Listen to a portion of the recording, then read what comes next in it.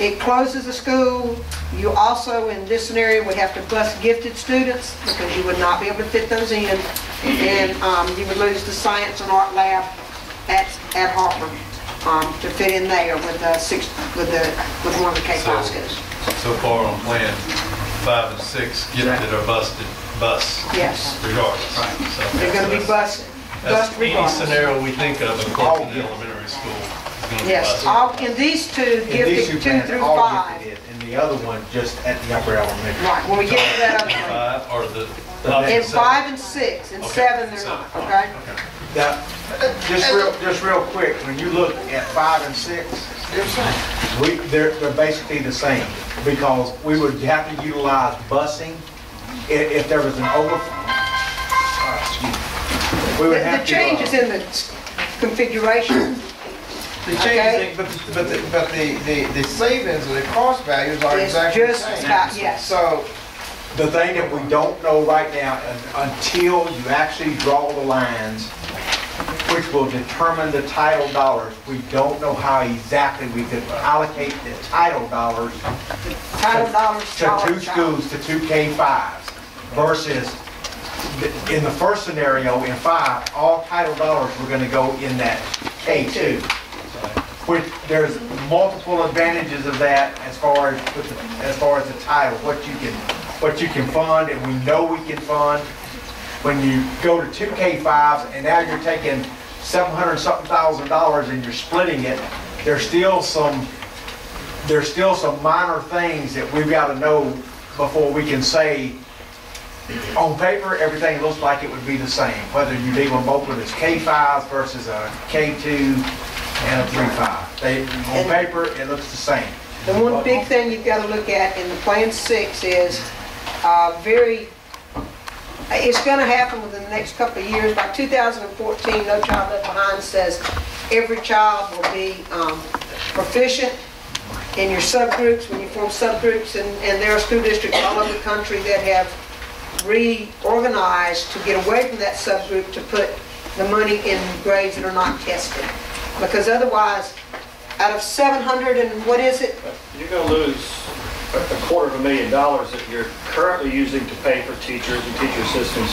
You'll lose that instantly. That will go into supplemental educational services and school choice and transportation services.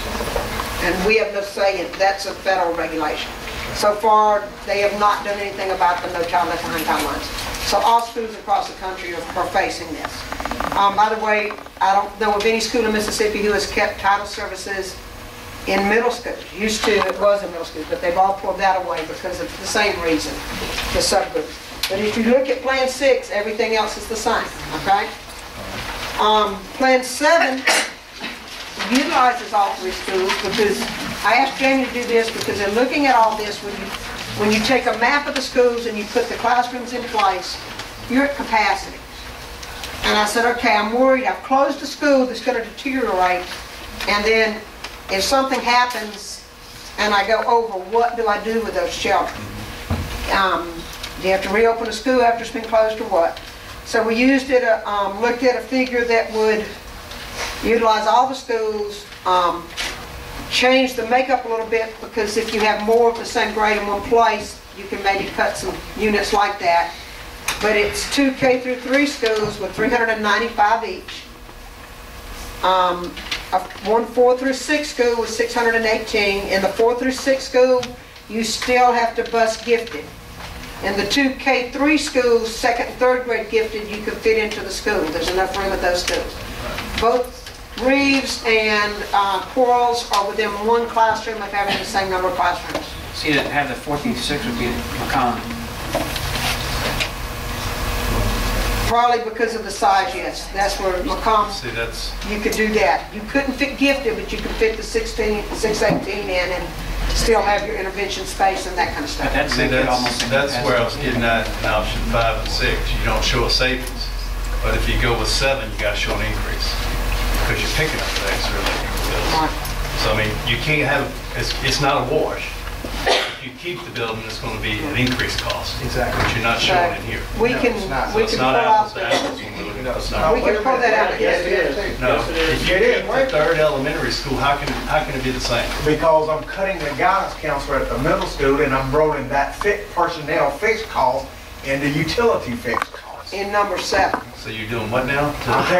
Because I've only got 400 kids at the middle school, we're cutting a guidance counselor there. So the money that I'm saving there, the 67, 68, you'll see it in here where I even show it, and it's got a 0 on there. That's rolling into the fixed cost of what it will cost. I'm trading a personnel fixed cost for a utility fixed cost. But I'm looking at option 1 across all 3. Option 1. Okay, that's option 1 2. stays the But same. it can't because we have 3 elementary. Okay, it's just That's where what you I'm talking. show it. If we're looking at number 1 across the board, you're not showing any increased costs on option 7. And there has to be. That's true. And it's where you show it. We picked it up in number 2. Yeah, but we're And not also- going to number 2. We're going across the board with number 1. Right. And also, we look at 4 to 6, we got 6, 18, and 7, no, I'm looking at it right, yeah. And 7, 8, we got 4, 15. So in those 4 to 6, we will maintain the same number of administrators that we have in the middle school today. In Plan 7, you shift an administrator to the 4-6 school with the 6-18. So you would not need 3 at the 7-8. And you shift.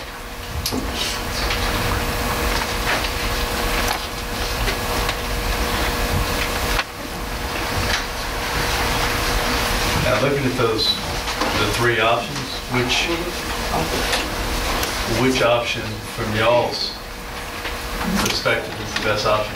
Saying this and that we're doing option 1 possibly this year, but knowing whatever path we follow, we're going to eventually have to do 2, we're going to have to do 3, and we're going to have to do 4 on each one of these options.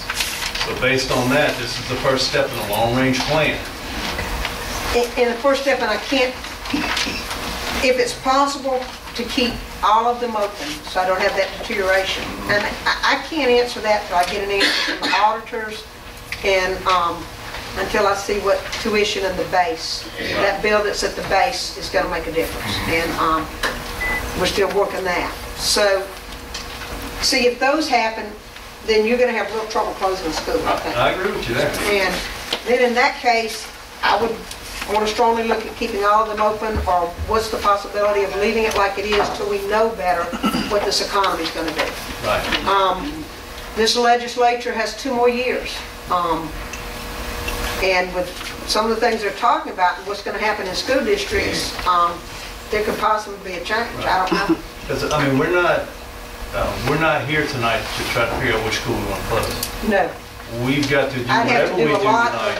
of work on that. And where I'm going, wherever we go tonight is for the long haul. Right, Some things on the table that we just talked about in their tuition, right. the CV base, that if we go that route, option 5 and 6 may not be feasible because it limits us in the area of adding new students. It is. So there's a lot of factors we got to look at, which makes 7 look even more appealing if we plan to expand. Either 7 or leave it like it is, Or yes. leave it like it is, right. So, I mean, there's a lot, like you said, there's a lot of unknowns that we don't have at this point Right. to be able to. And that's why I told you to start with, we're not ready to make a decision. Right. We're hoping within 2 weeks to get an answer. But we tried to put together the information that you gave us. Yeah, oh yeah, you did an excellent job. I That's great. still think you gotta go beyond this. This 1 was just common. I know.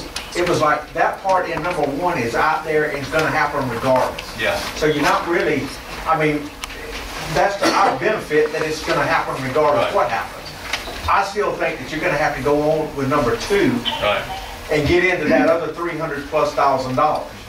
And that takes us down to about $1.3 million. And you know, if that's what we can beg out of y'all, and then whatever the governor does to us, he just does to us. But if we can, you know, beg the 1.3, that's as, Out of Fund X. ma'am. Out of Fund X. And for me, and I'm looking at it strictly instructional, Jamie's job is to tell you financially. Yeah. I'm wanting to see what happens, does this money exist? And if the money on the taxes don't exist, can we get the $380,000 back from the state that they're planning on cutting us next year because Our assessment's higher.